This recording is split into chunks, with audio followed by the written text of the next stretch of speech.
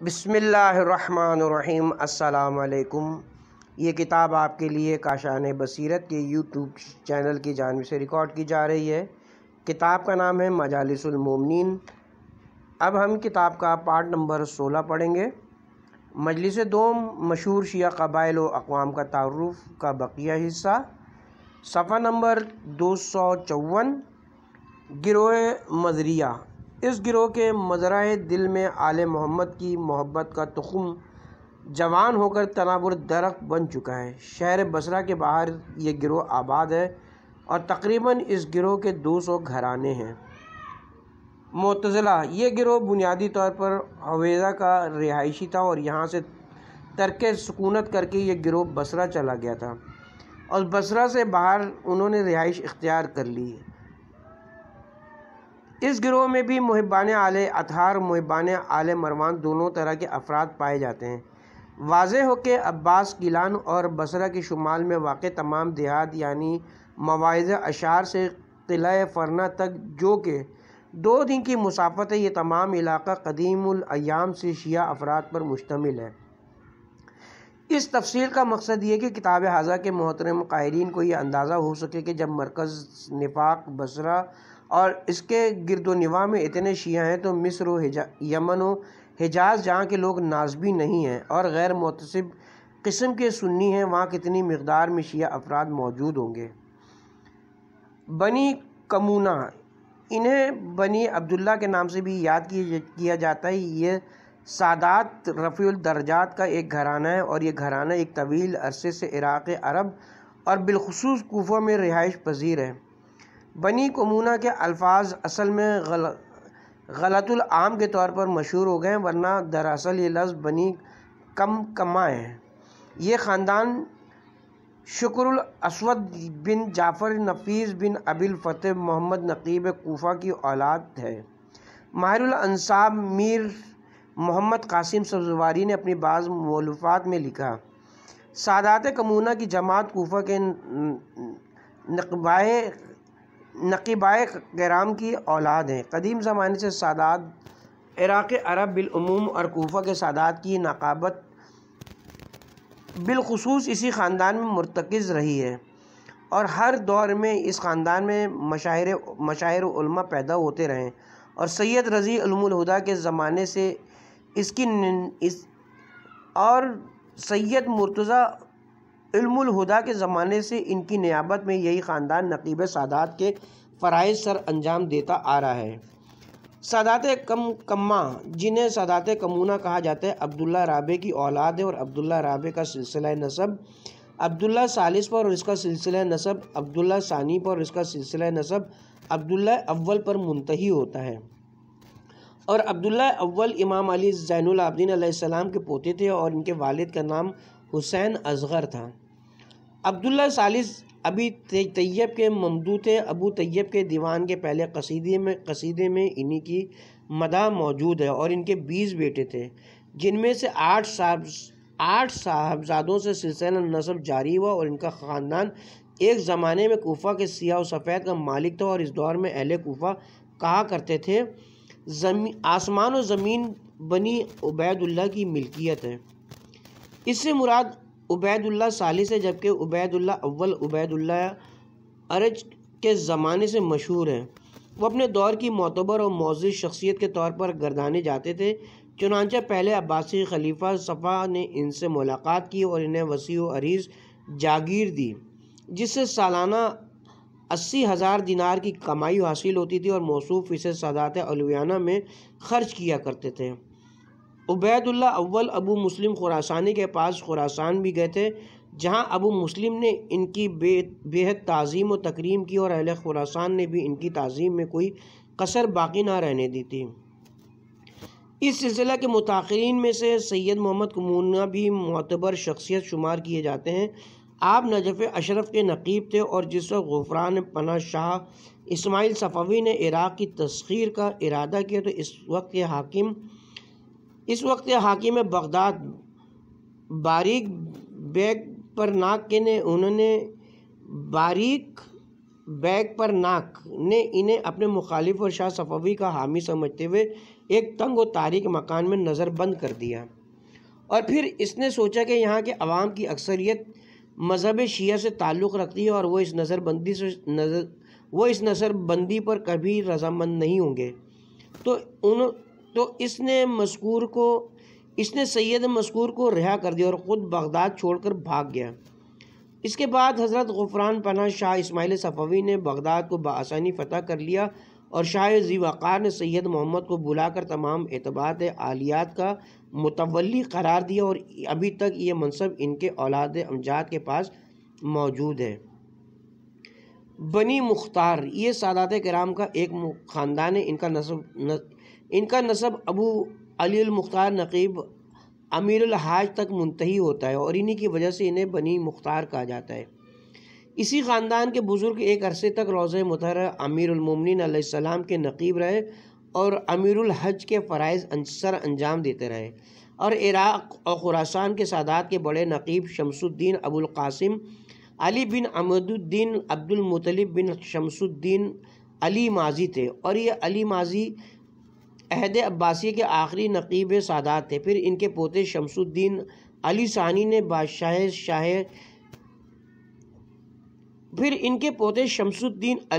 نے بادشاہ شاہ رخ مرزا کے عہد حکومت میں نجف اشرف سے خراسان ہجرت کی اور سبزوار میں رہائش اختیار کی۔ اس خاندان کے متاخرین میں سے ایک اور میر شمس الدین علی بھی گزرے ہیں، جنہیں بادشاہ نے صاحب طبل و علم بنایا تھا اور صوبہ سبزوار کا نظم و نسق ان کے حوالے کیا تھا، اور مشہور انساب میر محمد قاسم کا تعلق بھی اسی خاندان سے ہے۔ اور جب سلطان حسین مرزا کے عہد حکومت میں بلخ میں آستانہ امیر المومنین ظاہر ہوا تو میر شرف الدین علی برقع سبزوار سے بلخ چلے گئے تھے، اور سلطان مذکور نے انہیں بلخ کے نقیب النقبہ کا منصب عطا کیا۔ پھر سلطان موصوف کی وفات کے بعد انہیں بلخ میں پے در پے صدمات اٹھانے پڑے، جس کی وجہ سے انہوں نے بلخ کو چھوڑ دیا اور ہندوستان چلے آئے۔ اس وقت ہندوستان میں ان کی اولاد موجود ہے۔ موسویہ سادات صفیہ اور صفویہ اور حضرت شاہ دین پناہ خلد اللہ ملکہ و سلطانہ اور دیگر موسوی سادات کا سلسلہ نسب احمد بن محمد عربی بن قاسم بن ابی القاسم حمزہ بن امام موسی کاظم علیہ السلام پر منتہی ہوتا ہے۔ احمد بن محمد عربی کی نسل ابو محمد اسماعیل اور موسیٰ اور محمد مجزور سے جاری ہوئی، اور مشہد مقدس کے موسوی سادات کے جد اعلیٰ محمد مجزور تھے، اور اس وقت کے صفوی سلطان کے جد اعلیٰ ابو محمد اسماعیل تھے۔ اس خاندان کے متاخرین میں غیاث الدین محمد بن شریف بن نظام الدین علاء الملک بن عبد الملک نظام الدین علاء الملک بن عبد المطلب بن نظام الدین عبد الحی بن طاہر بن محمود شاہ بن حسین بن طاہر نقیب مشہور شخصیت کے مالک تھے۔ سید طاہر نقیب سلطان غازان مرحوم کے دور میں اپنے بھائی سید علاء الدین کے ساتھ مشہد مقدس سے ہجرت کر کے تبریز چلے گئے تھے، اور راستے میں سید علاء الدین قتل ہو گئے تھے، اور سید طاہر تبریز پہنچنے میں کامیاب ہو گئے تھے۔ بادشاہ نے انہیں نقابت کا منصب عطا کیا، اور مشہد مقدس کے موسوی سادات میں سے وہ پہلے فرد تھے جنہیں عہدہ نقابت ملا تھا۔ اس زمانے سے لے کر ابھی تک سادات موسویہ کی نقابت ان کی نسل میں چلی آ رہی ہے۔ رضویہ مشہد مقدس اور قم کے رضوی خاندان کا سلسلہ نسب ابی عبداللہ احمد نقیب قم سے جا ملتا ہے، اور محمد بن ارج بن احمد بن موسیٰ مبرک بن امام محمد تقی علیہ السلام کی اولاد تھے۔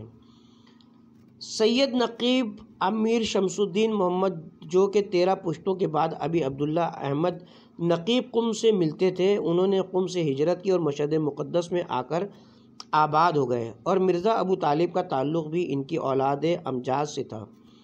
بادشاہ نے موصوف کو تبریز کی حکومت پر فائز کیا تھا، اور اس وقت ان کے بیٹے اور بھتیجے مشہد مقدس میں بڑی شان و شوکت سے رہتے ہیں۔ بخاری سادات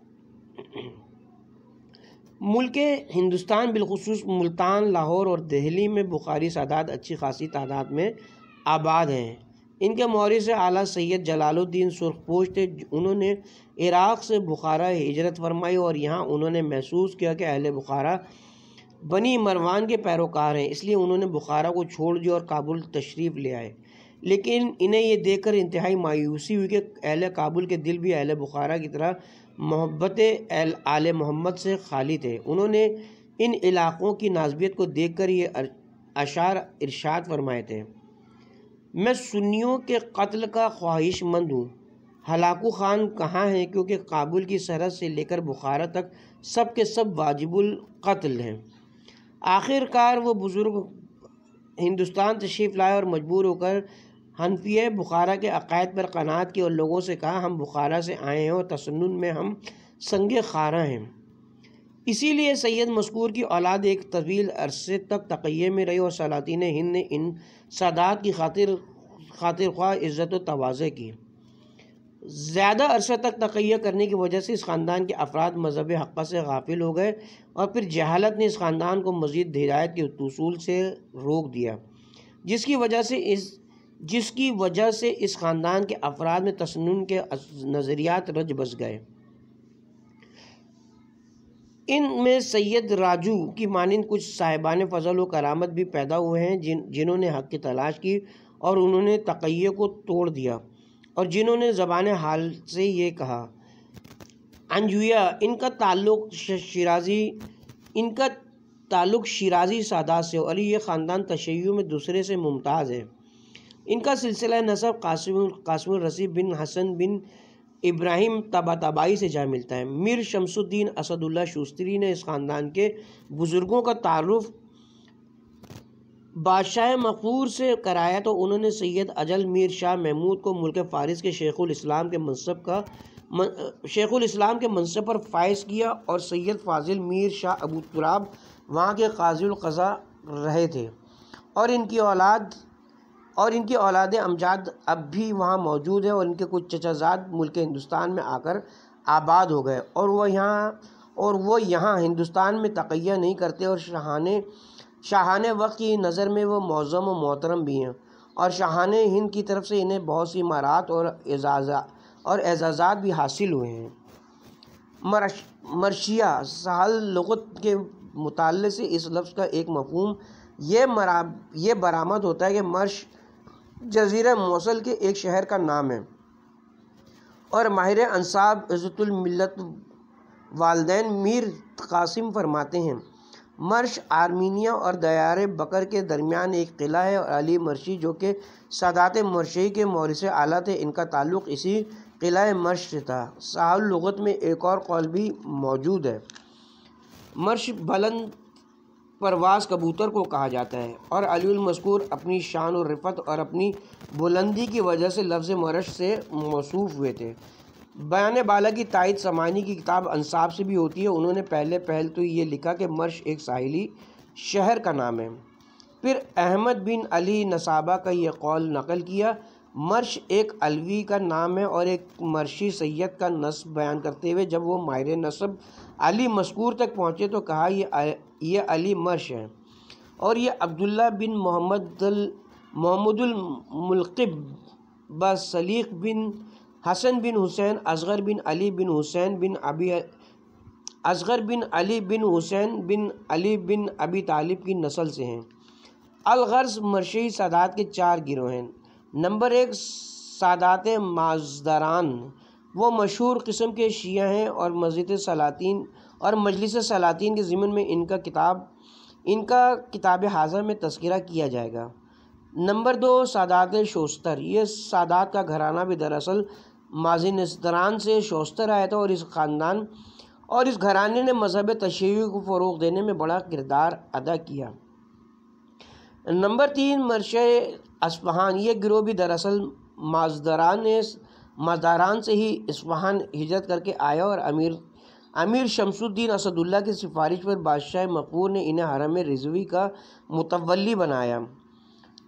نمبر 4 مرشیہ قزوین، سادات کا یہ گروہ ایک عرصے سے نواسب قزوین کے درمیان تقیہ کی زندگی بسر کرنے پر مجبور ہے اور ان ایام میں امیر شمس الدین اسد اللہ نے ان پر خصوصی شفقت فرمائی اور انہیں شہزادہ حسین کے آستانے کا متولی بنایا اور ان میں سے ایک سید کو قزوین کے محتسب کا عہدہ تفویض کیا۔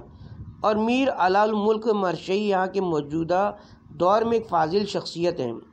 انہوں نے جوئے بار کے مدروس علیمیہ سے کسب فیض کیا ہے اور اس وقت قزوین کی بنجر زمین میں محبت آل محمد کی فصل کاشت کرنے میں مصروف ہیں۔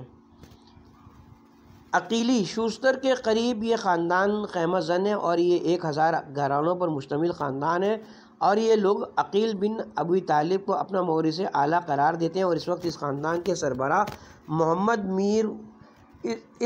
کے سربراہ سردار میر حسین عقیلی ہیں، جو کہ ثقافت میں مثل حاتم ہیں اور شجاعت و دلیری میں بہادر فرزانہ ہیں۔ دلیمیہ اس گروہ کا تعلق اکابر قزوین سے، اور اس گروہ کا خیال ہے کہ ان کے مورث اعلیٰ حضرت مالک اشتر تھے۔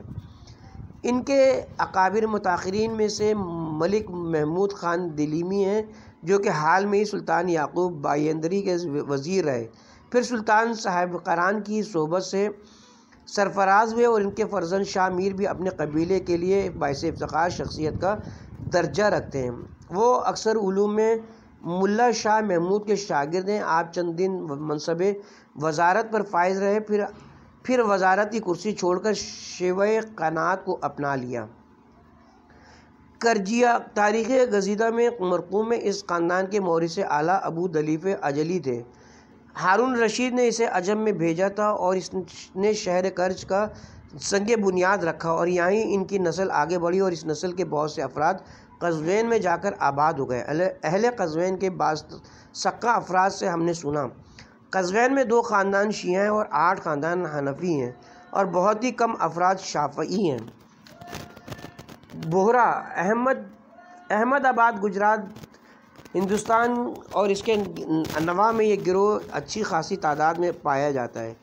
اس خاندان کے افراد آج سے 300 سال قبل ملا علی کے ذریعے سے مشرف با اسلام ہوئے تھے، اور مولانا مذکور کا مزار بحر ہند کے ساحلی شہر کمباتی میں ہے۔ ملا علی رحمۃ اللہ علیہ نے تبلیغ اسلام کے لیے ایک عجیب طریقہ اپنایا۔ انہوں نے دیکھا کہ احمد آباد میں ہندوؤں کا ایک پیر و مرشد ہے جس کی وہ بہت زیادہ تعظیم و توقیر کرتے تھے، اور اس کے ہر حکم کو آسمانی حکم قرار دیتے۔ مولانا موصوف نے سوچا کہ کیوں نہ اس ہندو بزرگ سے تبلیغ اسلام کا کام لیا جائے۔ چنانچہ وہ اس ہندو بزرگ کے پاس گئے اور ان کی مرید بن کر ان کے پاس رہنے لگے، اور ان سے ان کے مذہب کی کتابوں کی تعلیم حاصل کرنے لگے۔ چند سالوں میں ہی وہ ہندو مذہب کے ایک بڑے عالم کی حیثیت سے نمودار ہوئے۔ پھر انہوں نے آہستہ آہستہ اپنے استاد کے سامنے اسلام کے حقائق رکھنے شروع کیے، اور یوں وہ اپنے استاد کو آہستہ آہستہ قائل کرتے رہے۔ آخر کار ان کا استاد مسلمان بن گیا، اور پھر استاد شاگرد اپنے مریدوں کو اسلام کی دعوت دینے لگے۔ ان کی تبلیغ سے بہت سے افراد نے اسلام قبول کیا، اور بادشاہ کے ایک وزیر نے ان کی تبلیغ سے متاثر ہو کر اسلام قبول کیا، لیکن وہ اپنی مصلحتوں کی وجہ سے علیہ الاعلان اسلام کا اظہار کرنے سے قاصر تھا۔ ایک مرتبہ وہ اپنے گھر میں مصروف نماز تھا، اور جیسے ہی وہ رکوع میں پہنچا تو ریاست کا بادشاہ کسی بیشکی اطلاع کے بغیر اس کے گھر میں داخل ہوا۔ بادشاہ نے حیران ہو کر پوچھا، میاں یہ کیا کر رہے ہو؟ وزیر نے کہا، محترم بادشاہ، سوراخ میں ایک سانپ چھپا ہوا ہے، میں اسے جھک کر دیکھ رہا تھا۔ بادشاہ نے جب جھک کر دیکھا تو واقعی سوراخ میں ایک سانپ بیٹھا ہوا تھا۔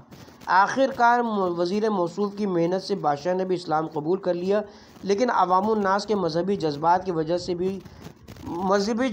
وجہ سے وہ بھی کھل کر اسلام کا مظاہرہ نہ کر سکے۔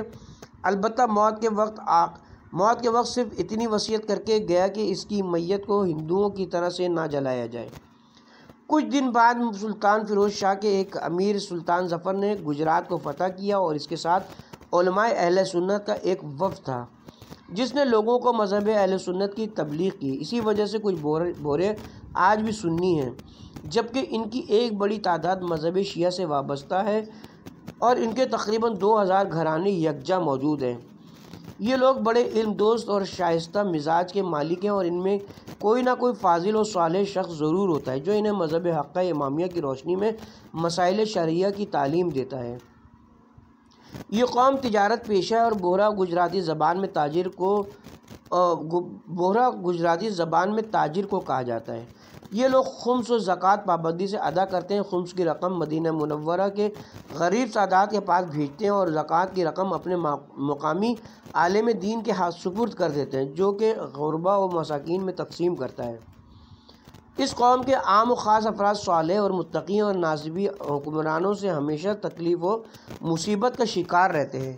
دعا ہے کہ اللہ تعالیٰ انہیں ظالم حکام سے نجات نصیب فرمائے۔ صدیقیہ یہ ہندوستان میں سید کبیر الدین کے مخلص مریدوں کا ایک گروہ ہے۔ سید کبیر الدین کا سلسلہ نسب اسماعیل بن امام جعفر صادق علیہ السلام سے جا ملتا ہے، اور اس گروہ کو سید کبیر الدین کی تصدیق کی وجہ سے صدیقیہ کہا جاتا ہے۔ واضح رہے کہ انہیں خلیفہ اول کی وجہ سے صدیقیہ نہیں کہا جاتا اور نہ ہی اس گروہ کا ان سے کوئی رشتہ ہے۔ البتہ یہ عین ممکن ہے کہ شر عادہ سے بچنے کے لیے انہوں نے اپنے آپ کو اس لقب سے ملقب کیا ہو، مگر یہ ایک حقیقت ہے کہ اس لقب سے انہیں نواسب سے بچانے میں کوئی کردار ادا نہیں کیا، اور وہ بیچارے ہمیشہ نواسب کے ڈھائے جانے والے مظالم کا شکار ہیں۔ اور ہندوستانی نواسب جو کہ بظاہر مسلمان ہیں اور در حقیقت ہندو بن ہندو ہیں، ان بیچاروں کو ملحد تک قرار دیتے ہیں اور ان کے ناکردہ گناہوں کی ہمیشہ انہیں سزا دیتے ہیں۔ ملا عبداللہ لاہوری، جسے مخدوم الملک کہا جاتا ہے، جو کہ ملک بن مروان کا مخدوم تھا، اس نے اس گروہ کو بڑے صدمات و آلام سے دوچار کیا اور آخرکار وہ نازبی دوزخ پہنچ گئے۔ حدیث پاک میں یہ الفاظ وارد ہیں: ہم عبد المطلب کا گھرانہ ہیں، جس گھر نے بھی ہم سے عداوت رکھی وہ تباہ ہوا، اور جو کتا ہم پر بھونکا وہ خارش کا شکار ہوا۔ آل موسیٰ کے لیے یہود کی محبت واضح اور موسیٰ کے بھتیجوں کے لیے بھی ان کی محبت ظاہر و اظہر ہے۔ ان کے اماموں کا تعلق بھی نسل ہارون سے ہے، وہ انہی کی اقتدا کرتے ہیں اور انہیں ہی تمام قوموں کا ہادی تسلیم کرتے ہیں۔ اسی طرح سے نصارہ بھی اپنے مسیح سے محبت کرتے ہیں اور اس کا احترام کرتے ہیں اور اس کی صلیب کی لکڑیوں تک کا احترام کرتے ہیں، مگر مسلمان آل محمد سے کب محبت کرتے ہیں۔ مسلمانوں نے تو آل محمد کو قتل کیا اور ان پر الحاد کے فتوے لگائے، اور یہی امت اسلامیہ کی لا علاج بیماری ہے۔ شہر و دیہات کے لوگوں کے دماغ اس میں بھٹک چکے ہیں۔ مسلمانوں نے محمد مصطفیٰ کے حقی آل کے متعلق کوئی رعایت نہیں کی، اور اللہ گھات میں موجود ہے۔ المختصر، ہندوستان کے شہروں ملتان، لاہور، دہلی اور گجرات میں اس خانوادے کے تقریباً 30,000 افراد موجود ہیں، اور ان کی اکثریت تجارت سے منسلک ہے، اور یہ لوگ خمس کے بڑے پابند ہیں اور سید کبیر الدین کی اولاد تک یہ خمس پہنچاتے رہتے ہیں، کیونکہ وہ انہیں اپنا مرشد اور پیر تسلیم کرتے ہیں۔ سید کبیر الدین کی اولاد اور ان کے جملہ مرید شیعان اہل ابا ہیں، بلکہ اغیار کی نظر میں یہ لوگ غالی قسم کے شیعہ ہیں۔ ہزارہ کابل، ہزارہ بہت بڑا قبیلہ، یہ لوگ کابل، غزنی اور قندھار میں مقیم ہیں۔ ان کی اکثریت شیعان اہل بیت پر مشتمل ہے۔ اس وقت اس قوم کا سردار مرزا شادمان ہے، جس کے وجود سے مومن شاد اور دشمن ناشاد ہیں۔ سندھی بلوچ، ان کی اکثریت فدائی قسم کے شیعوں پر مشتمل ہے۔ یہ لوگ اپنے آپ کو اور دیگر محبان آل محمد کو علی دوست کے نام سے پکارتے ہیں۔ سید علی راجن بخاری نے ان کو بھرپور طریقے سے ہدایت فرمائی، اور اس وقت ان کی اولاد ان میں موجود ہے، جو انہیں رشد و ہدایت سے نواز رہی ہے اور ان کی اصلاح میں مصروف ہے۔ عارف خان بلوچ ان کے مشاہیر میں سے تھے، جنہوں نے یہ رباعی لکھی تھی: عارف، میں دشمن کے بدن پہ کب چلا جاؤں گا، اور میں اپنے تیر علی کے دشمنوں کے سینے پر چلاؤں گا اور اس کے خون دل سے اسے شنگرف کی طرح سرخ کر دوں گا۔ اس کے ساتھ ہی یہاں پر مجلس دوئم کا اختتام ہوتا ہے، اور ہم بھی یہاں پہ اپنے پارٹ نمبر 16 کا اختتام کرتے ہیں۔